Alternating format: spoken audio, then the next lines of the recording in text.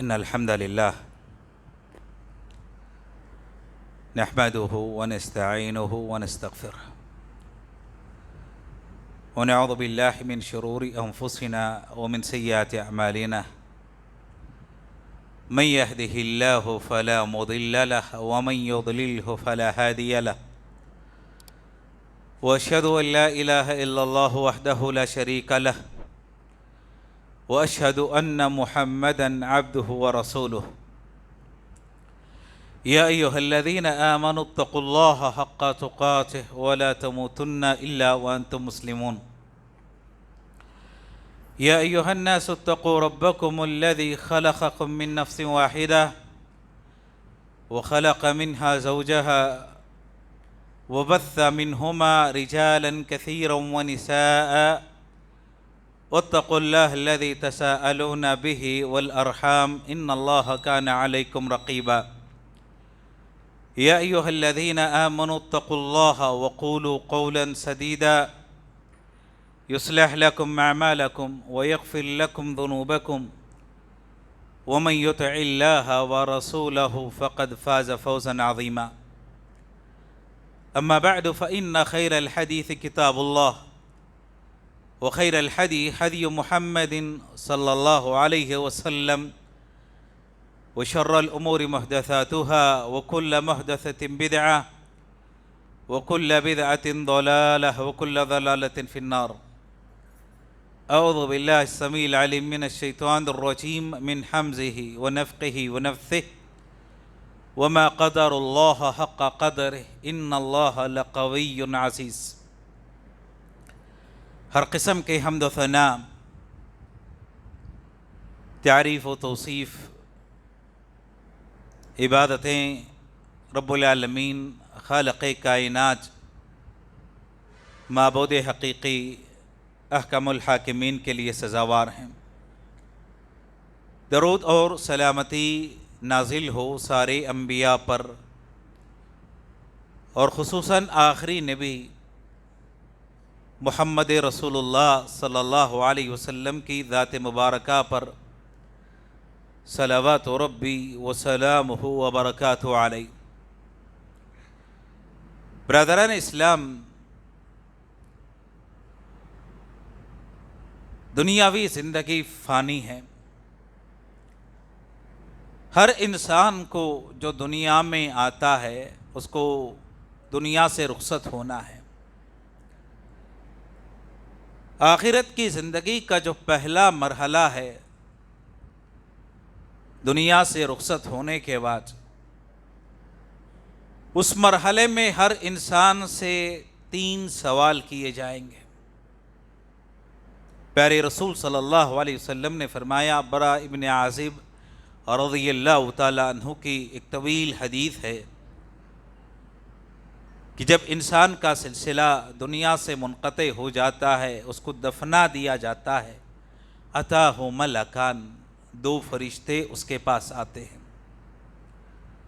اس کو بٹھاتے ہیں اور اس سے سوال کرتے ہیں، من ربک وما دینک ومن نبیک، کہ تمہارا رب کون ہے، تمہارا دین کیا ہے، اور تمہارے نبی اور رسول کون ہیں۔ انہی سوالات کو پیش نظر رکھ کر علماء نے کہا کہ دنیاوی زندگی میں 3 چیزوں کی معرفت ہر انسان پر، ہر مسلمان پر واجب ہے۔ معرفت العبد ربہ ودینہ ونبیہ، کہ ایک مسلمان سب سے پہلے اپنے رب کی معرفت حاصل کرے اور دین اسلام کی معرفت، اس کا علم حاصل کرے، اور تیسری چیز نبی علیہ السلام کون ہیں، آپ کی تعلیمات کیا ہیں، اس کی معرفت حاصل کرے۔ تو ان 3 چیزوں کا جاننا ہر مسلمان پر فرض ہے، واجب ہے، اور خصوصاً اللہ کی معرفت۔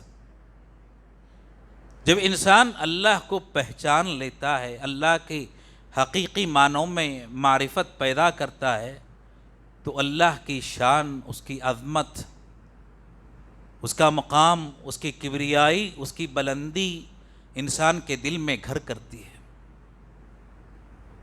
نتیجہ یہ ہوتا ہے کہ انسان کا تعلق اللہ سے مضبوط ہوتا ہے، اور ہر وہ چیز جو اللہ کو ناپسند ہے کوشش کرتا ہے کہ انسان اپنے آپ کو اس سے بچائے۔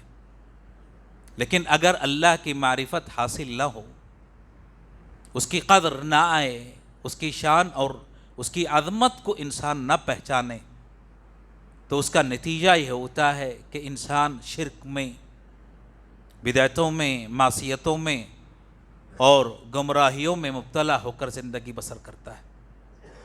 قرآن مجید میں اللہ تعالیٰ نے 3 مقامات پر اس کا تذکرہ کیا۔ ایک آیت کریمہ 3 مقامات پر اللہ نے اس کو دہرایا، وَمَا قَدَرُ اللَّهَ حَقَّ قَدْرِهِ، کہ لوگوں نے اللہ کی ویسے قدر نہیں کی، اللہ کو ویسے نہیں پہچانا جیسے اس کی قدر کی جانی چاہیے تھی۔ اللہ کی عظمت کو، اس کی شان کو انسانوں نے نہیں جانا۔ اگر جانتے ہوتے تو کبھی شرک نہ کرتے، اگر اللہ کی عظمت ان کے دلوں میں ہوتے تو کبھی بدعتیں نہ کرتے، کبھی معصیت اور گناہ کا ارتکاب نہیں کرتے۔ 3 مقامات پر اللہ نے اس آیت کو دہرایا، وَمَا قَدَرُ اللَّهَ حَقَّ قَدْرِهِ۔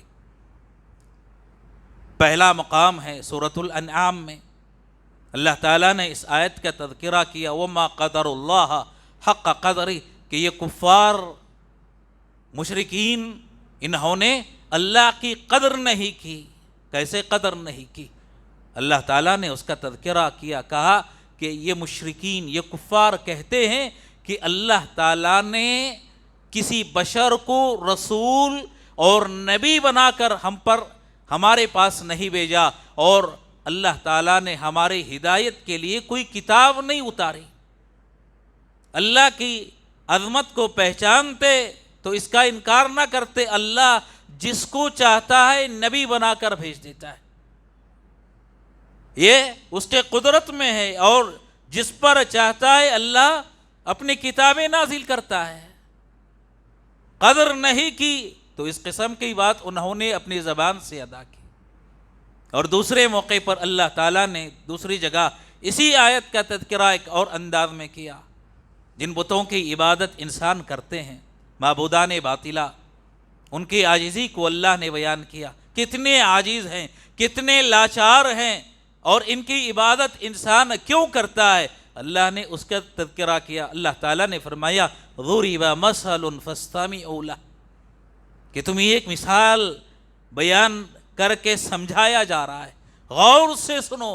اللہ نے کہا غور سے سنو۔ جن کی تم عبادت کرتے ہو اللہ کے علاوہ، اللہ کو چھوڑ کر، جن کو تم نے اپنے معبود بنائے ہوئے ہیں، اگر ساری کائنات کے لوگ مل جائیں، ان کے معبود مل جائیں، ایک مکھی پیدا کرنا چاہیں تو اللہ نے کہا کہ ایک مکھی نہیں بنا سکتے۔ آج دنیا اتنی ترقی کر چکی ہے، اتنی آگے نکل چکی ہے، لیکن آپ مجھے بتائیں کیا دنیا کے سارے لوگ، سارے سائنٹسٹ مل کر ایک مکھی بنا سکتے ہیں؟ ایک مکھی پیدا کر سکتے ہیں؟ اللہ نے فرمایا ساری کائنات کے لوگ ایک مکھی نہیں بنا سکتے، بلکہ یہ معبود اتنے لاچار، اتنے مجبور ہیں کہ اگر کوئی مکھی ان کے سامنے رکھی ہوئی غذا لے کر اڑ جاتی ہے تو اس غذا کو اس مکھی سے چھیننے کی طاقت نہیں، واپس لانے کی قدرت نہیں، ان کو تم معبود بناتے ہو۔ اللہ نے فرمایا وَمَا قَدَرُ اللَّهَ حَقَّ قَدْرِهِ، در حقیقت یہ معبود بنانے والے ان چیزوں کو، اللہ کی قدرت کو، اس کی عظمت کو، اس کی شان کو نہیں پہچانا، اس کو نہیں جانا کہ ہمارا رب کتنا عظیم ہے، کتنا بلند ہے، کتنا شان والا ہے۔ اگر جانتے ہوتے تو ایسے معبودوں کی عبادت نہ کرتے۔ میرے محترم مسلمان دوستو، ایک اور مقام پر اسی آیت کو اللہ تعالیٰ نے بیان کیا، وہاں بھی توحید کا تذکرہ ہے اور شرک سے تحذیر ہے۔ وَمَا قَدَرُ اللَّهَ حَقَّ قَدْرِهِ، کہ ان لوگوں نے اللہ کی جیسے قدر کرنی چاہیے تھی ویسے قدر نہیں کی۔ اللہ تعالیٰ نے آسمان کا تذکرہ کیا اور کہا کہ یہ آسمان، یہ زمین، یہ ساری کائنات اللہ کی ایک مٹھی میں ہوں گے کل قیامت کے دن، ایک مٹھی میں رب العالمین کے۔ ایک یہودی پیارے رسول صلی اللہ علیہ وسلم کے پاس آیا، عالم تھا، کتابیں پڑھا ہوا تھا۔ یہودی کہنے لگا کہ ہم اپنی کتاب میں اس بات کا تذکرہ پاتے ہیں کہ کل قیامت جب واقع ہوگی، قیامت قائم ہوگی، تو اللہ تعالیٰ ساتوں آسمانوں کو اپنی ایک انگلی میں، ساتوں زمینوں کو رب کریم اپنی دوسری انگلی میں، سارے درختوں کو اللہ ایک اور انگلی میں، سارے سمندروں کے پانی کو اللہ ایک اور انگلی میں، اور بقیہ ساری چیزیں ایک اور انگلی میں اللہ تعالیٰ کر لیں گے۔ اس کے بعد اللہ تعالیٰ کہیں گے انا الملک، آج میں بادشاہ ہوں، آج میری حکومت ہے، آج فیصلہ کرنے والا میں ہوں۔ این ملوک الارض، دنیا میں بادشاہی کا دعویٰ کرنے والے کہاں ہیں؟ این الجبارون، ظلم کرنے والے، لوگوں پر ناحق غصب کرنے والے، ان کو ستانے والے جبار متکبر لوگ کہاں ہیں؟ اللہ ندا دیں گے، پکاریں گے، وہاں کوئی جواب دینے والا نہیں ہوگا، کسی کی زبان سے ایک حرف نہیں نکلے گا۔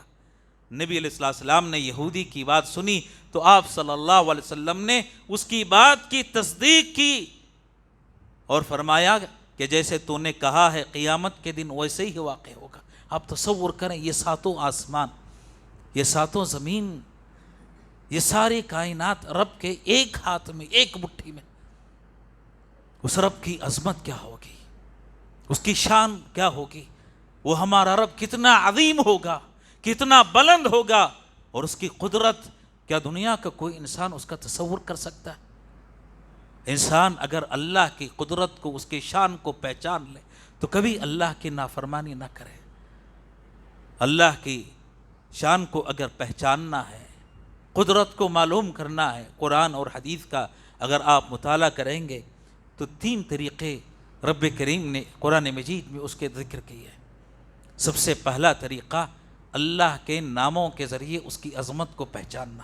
اللہ کے نام ہیں، اللہ کی صفتیں ہیں، اللہ کے بہت سارے افعال ہیں، ان کے ذریعے اللہ کی قدرت کو معلوم کرنا، اس کی شان کو پہچاننا۔ میرے دوستو، اتنے نام ہیں رب کریم کے کہ دنیا کا انسان شمار کرنا چاہے شمار نہیں کر سکتا۔ رب کریم نے مثال دی کہ اگر سارے سمندروں کی سیاہی بنا دی جائے، سارے درختوں کو قلم بنا لیا جائے، اللہ کے کلمات کو لکھتا چلا جائے، سمندر کی سیاہی ختم ہو جائے گی اور درختوں کے قلم ختم ہو جائیں گے، مٹ جائیں گے، لیکن اللہ کے کلمات ختم نہیں ہوں گے۔ یہ اللہ کی شان ہے، یہ اللہ کی عظمت ہے۔ نبی علیہ السلام نے فرمایا اِنَّ لِلَّهِ 99 اسما من احصاها دخل الجنہ۔ اللہ کی عظمت کو پہچاننے کا ایک طریقہ یہ ہے کہ اس کے 99 ناموں کو انسان شمار کرے، اس کو گنے، ان کے معنی اور مفہوم کو پہچانے اور اس کے ذریعے اللہ کی عبادت کرے۔ اس کے بدلے میں اللہ اس کو جنت عطا کرے گا۔ 99 نام ایسے ہیں کہ اگر کوئی گن لے، شمار کر لے، دخل الجنہ، جنت میں داخل ہوگا۔ میرے دوستو، اللہ کی مخلوقات کے ذریعے اللہ کی عظمت کو جاننا، اس کو پہچاننا، اس کی قدرت کو جاننا۔ اللہ نے جو مخلوقات پیدا کی ہیں، یہ اتنی مخلوقات اللہ کی، اس کی عظمت کے سامنے اتنی حقیر ہیں کہ ان کا کوئی شمار نہیں، اس کی کوئی حیثیت نہیں۔ اللہ تعالیٰ نے کرسی کا ذکر کیا آیت الکرسی میں، سب سے عظیم آیت، جس میں اللہ کے ناموں کا تذکرہ ہے، جس میں اللہ کی صفتوں کا تذکرہ ہے، اور جس میں اللہ کی ایک عظیم مخلوق کا تذکرہ ہے۔ چونکہ یہ اللہ کے اسماء، صفات اور اللہ کی عظیم مخلوق اس میں سمائی ہوئی ہے، تو اسی لیے اس کو آیت الکرسی کہا جاتا ہے. کرسی کا اللہ نے تذکرہ کیا اور اس کی عظمت اللہ تعالیٰ نے اس آیت میں بیان کی. وسع کرسیہ السماوات والارض. ایک کرسی رب العالمین کی. اور کرسی کیا ہے؟ ابن عباس رضی اللہ تعالیٰ عنہما نے فرمایا کہ اللہ تعالیٰ کے پیر رکھنے کی جگہ. یہ کرسی اتنی عظیم ہے، رب نے کہا کہ آسمان اور ساری زمینوں سے زیادہ یہ کرسی وسیع ہے، عظیم ہے. سارے آسمان، سارے زمین اس سے زیادہ وسیع اور عظیم محض رب کی ایک کرسی ہے. اور عرش، اس کا کیا کہنا، عظمت کیا. نبی علیہ السلام نے فرمایا اذن لی، کہ اللہ تعالیٰ نے مجھے اجازت دی اس کی عظمت کو جاننے کے لیے. جو فرشتے اللہ کے عرش کو اٹھائے ہوئے ہیں، اللہ کے عرش کو جو فرشتے اٹھائے ہوئے ہیں، اللہ نے مجھے اجازت دی کہ ایک فرشتے کی صفت میں بیان کروں کہ اللہ نے کیسے عظیم پیدا کیا. یہ مخلوق جو اللہ نے پیدا کیا ہے نور سے، اتنی عظیم مخلوق، اگر کوئی فرشتوں کی عظمت کو جان لے گا تو اللہ کی عظمت کو پہچان سکتا ہے کسی حد تک. نبی علیہ السلام نے فرمایا اللہ نے مجھے اجازت دی کہ حاملین عرش میں سے ایک فرشتے کی صفت میں بیان کروں. نبی علیہ السلام نے فرمایا ما بین شحمت اذنہ وعاتقہ مسیرۃ 700 سنہ، کہ اللہ تعالیٰ کے اس فرشتے کی عظمت کا حال یہ ہے کہ اس کی کان کی لو اور کنے کے درمیان کی جو مسافت ہے، 700 سال تک آدمی کوئی مسافت طے کرتا چلا جائے، 700 سال میں جتنی مسافت طے کرے گا، جتنی مسافت وہ کاٹے گا، اتنا فاصلہ ہے ایک فرشتے کی کان کی لو اور کندھے کے درمیان. 700 سال میں انسان کتنی مسافت طے کرے گا، کتنا فاصلہ طے کرے گا؟ کوئی شمار کر سکتا ہے؟ اندازہ لگا سکتا ہے؟ ایک فرشتے کی عظمت کا اگر یہ حال ہے اور وہ بھی اللہ کی ایک مخلوق ہے تو اس رب کی عظمت کا عالم کیا ہوگا، اس کی کبریائی، اس کی بڑائی کتنی ہوگی.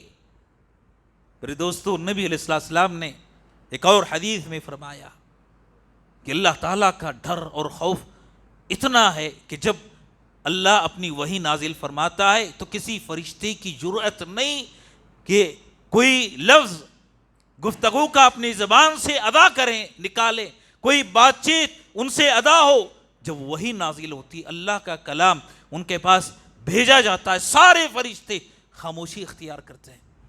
آج انسان یہ سمجھتا ہے کہ اللہ کی کچھ عبادت کر لیا تو اپنے آپ کو بڑا سمجھ لیا، اپنے آپ کو اتراتے ہوئے فخر اور مباحات کرتے ہوئے روز زمین پر گھومتا ہے. اللہ کے ان فرشتوں کا حال یہ ہے. نبی علیہ السلام نے فرمایا کہ کچھ فرشتے جب سے اللہ نے پیدا کیا تب سے لے کر اب تک قیام میں ہیں، کچھ فرشتے رکوع میں ہیں، کچھ فرشتے سجود میں ہیں. تب سے لے کر اب تک اللہ کی عبادت میں کبھی تھکتے نہیں رب کی عبادت سے. اس عظیم مخلوق کو کس نے پیدا کیا، کس نے بنایا؟ اس اللہ نے، اس رب نے. میرے دوستو، اس رب کی عظمت کو پہچاننا ہے. قرآن مجید میں اللہ تعالیٰ نے فرمایا افلا ينظرون الى الابل کیف خلقت. اللہ کو پہچاننا چاہتے ہو، اونٹ کو دیکھ لو، اس سواری کا جائزہ لے لو. صحرا میں چلتے جاتا ہے، چلتے جاتا ہے، بغیر پانی کے کئی دن زندہ رہ سکتا ہے. صحرا میں پانی میسر نہیں ہوتا، بغیر پانی کے چلتا جاتا ہے اور اپنے سوار کو اس کی منزل تک پہنچاتا ہے. کیا تم نہیں دیکھتے کہ بغیر پانی کے اس کو زندہ کس نے رکھا؟ اپنا پانی کئی دنوں تک وہ اپنے جسم میں اسٹور کرتا ہے، جمع کرتا ہے. کس نے یہ صلاحیت عطا کی؟ دنیا کا کوئی انسان ہے جو یہ صلاحیت دے سکے؟ کیا آسمان کو تم نہیں دیکھتے کہ اللہ تعالیٰ نے اس کو کیسے پیدا کیا ہے؟ اللہ تعالیٰ نے کہا کہ بغیر عمد ترونہا، اللہ نے آسمان کو بنایا بغیر ستون کے. ایک معمولی گھر بغیر ستون کے تم کھڑا کرنا چاہو کھڑا نہیں کر سکتے، اتنا وسیع آسمان رب نے بغیر ستون کے بنایا. اس کو کھڑا کرنے کے لیے کسی ستون کا کوئی سہارا نہیں. اور آسمان کو گرنے سے بچانے والی ذات کون ہے؟ کس نے گرنے سے اس آسمان کو روکے ہوئے ہے؟ میرے دوستو غور کرو، اللہ تعالیٰ نے پہاڑ بنائے، پہاڑ کو زمینوں پر نصب کیا. یہ پہاڑ کس نے نصب کیے؟ کس نے بنائے؟ کس نے پیدا کیے؟ کیوں نصب کیے؟ انسان کی عقل حیران ہو جاتی ہے. میرے محترم مسلمان دوستو، ایک پرندہ آسمان کے بلندیوں میں پرواز کرتا ہے، اس کو گرنے سے بچانے والا کون ہے؟ ما یمسکہن الا الرحمن.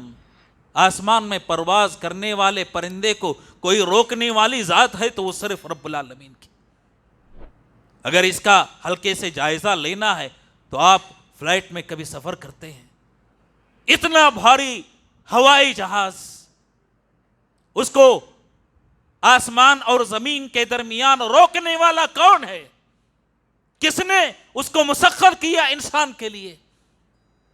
اگر وہ گرنے لگے انسان اس کو بچا نہیں سکتا، روک نہیں سکتا. روکنے والا، بنانے والا کون ہے؟ یہ جو جہاز چلتے ہیں پانی میں، پتہ نہیں کتنے کنٹینر اپنے اوپر لاد کر سفر کرتے ہیں، اس کو ڈوبنے سے بچانے والا کون ہے؟ اللہ کی عظمت کو جاننا ہے، پہچاننا ہے. اللہ نے کہا وَفِي أَنفُسِكُمْ أَفَلَا تُبْصِرُونَ. تم اپنے آپ میں دیکھ لو، اپنے بارے میں غور کر لو.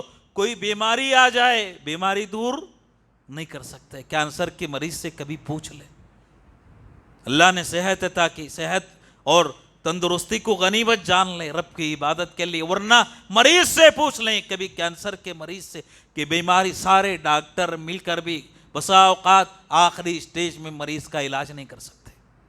سارے ڈاکٹر، ساری دوائیاں ناکام ہو جاتی ہیں.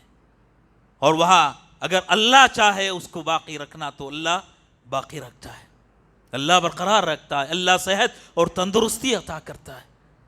میرے دوستو، اللہ کی مخلوقات میں غور کرنا رب کی معرفت کے لیے، اس کی عظمت کو جاننے کے لیے، اور اللہ تعالیٰ کے ناموں میں، اس کی صفتوں میں غور و فکر کرنا اللہ کی عظمت کو جاننے کے لیے. اور اللہ تعالیٰ نے جن اقوام کو ہلاک کیا ہے، عذاب میں مبتلا کیا ہے، اس کا مطالعہ کرنا اللہ کی معرفت کو حاصل کرنے کے لیے. قارون اپنے خزانے پر اتراتا تھا، تکبر کرتا تھا، غرور کرتا تھا. خزانہ اتنا کہ خزانے کی جو چابیاں تھی کئی اونٹ لادا کرتے تھے.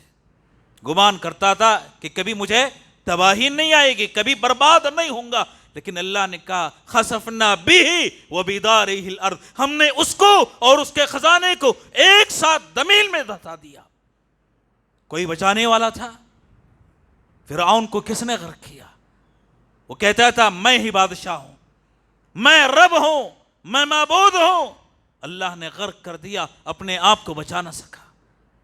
اور قوم لوط کا آپ جائزہ لے لیں، اللہ نے اپنے ایک فرشتے کو طاقت دی اس جرم کی سزا دینے کے لیے. ہم جنس پرستی جو ہے اس کی سزا اللہ نے ایسے دی کہ اللہ تعالیٰ نے زمین کو جبرائیل امین علیہ السلام کے لیے مسخر کر دیا. جبرائیل امین نے زمین اٹھایا اور ان لوگوں پر زمین کے ساتھ اس کو الٹی کر کے ڈال دیا.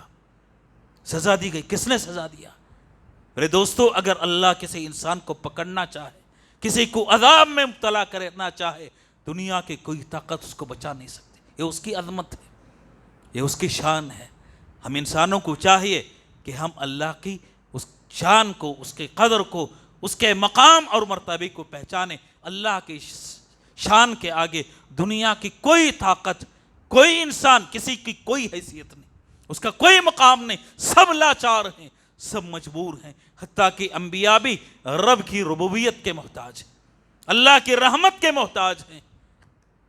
وما قدر اللہ حق قدری، لوگوں نے ویسے اللہ کی قدر نہیں کی جیسے رب کی قدر کی جانی چاہیے تھی. میرے دوستو، اللہ کی عظمت کو پہچانو، اس کی شان کو، اس کے قدر کو، اس کے منزلت کو معلوم کرو. کبھی اپنے آپ کو شرک میں مبتلا نہیں پاؤ گے اور ہمیشہ توحید کے مطابق، اس کی رضا کے مطابق زندگی گزارو گے. رب کریم سے دعا ہے کہ اللہ تعالی ہم تمام مسلمانوں کو رب کی عظمت کو پہچاننے، جاننے اور کما حق اس کی عبادت کرنے کی توفیق عطا فرمائے. برادران اسلام، آپ جانتے ہیں کہ اللہ تعالیٰ کی جو عظمت ہے، جو شان ہے، کوئی چیز اللہ کی طرف منسوب کی جاتی ہے تو وہ خود بخود عظیم ہو جاتی ہے۔ اللہ تعالیٰ نے قوم صالح کی اونٹنی کو اپنی طرف منسوب کیا، ناقۃ اللہ، کہ یہ اللہ کی اونٹنی ہے، اور اللہ تعالیٰ نے کعبۃ اللہ کو اپنی طرف منسوب کیا کہ یہ اللہ کا کعبہ ہے۔ اسی طریقے سے مساجد کو اللہ تعالیٰ نے اپنی طرف منسوب کیا، اس کو کہا جاتا ہے بیوت اللہ، کہ یہ اللہ تعالیٰ کے گھر ہیں۔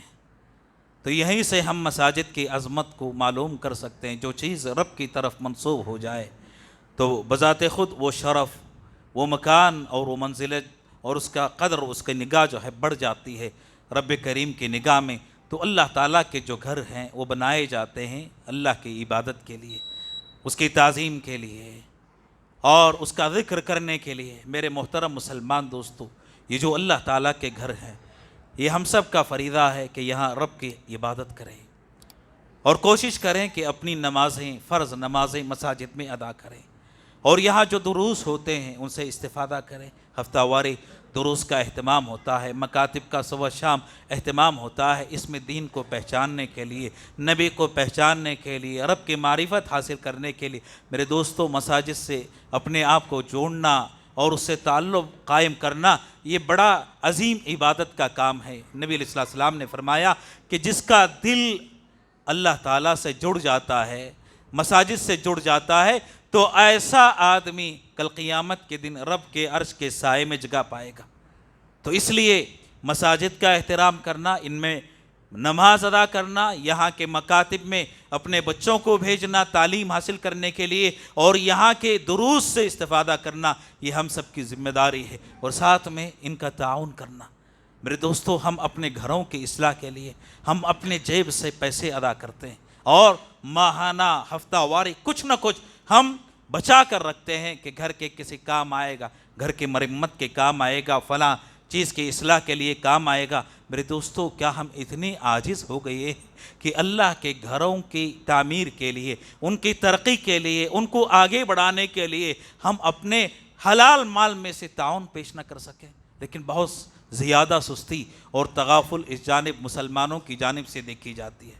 لہذا آپ سے درخواست کی جاتی ہے کہ یہ جو مساجد ہیں آپ کے خرچ کے سب سے زیادہ حق رکھتے ہیں۔ سب سے پہلے، گھر سے پہلے، آپ اپنی ذات پر خرچ کرنے سے پہلے اللہ کے گھروں پر خرچ کریں۔ نبی علیہ السلام مدینہ آتے ہیں، سب سے پہلا جو کام آپ نے کیا اللہ کے گھر کی تعمیر کی۔ اپنا گھر آپ نے نہیں بنایا، اللہ کے گھر کی تعمیر کی۔ لہذا اس مسجد کے لیے آپ اپنا بھرپور تعاون پیش کریں۔ یقین جانیں جو کچھ آپ تعاون پیش کرتے ہیں، اگر اللہ قبول کر لے تو اللہ تعالیٰ اس کے بدلے میں جنت میں آپ کے لیے گھر تعمیر کرے گا۔ اس سے بڑھ کر فضل اور اس سے بڑھ کر جو ہے مقام انسان کو اور کیا چاہیے؟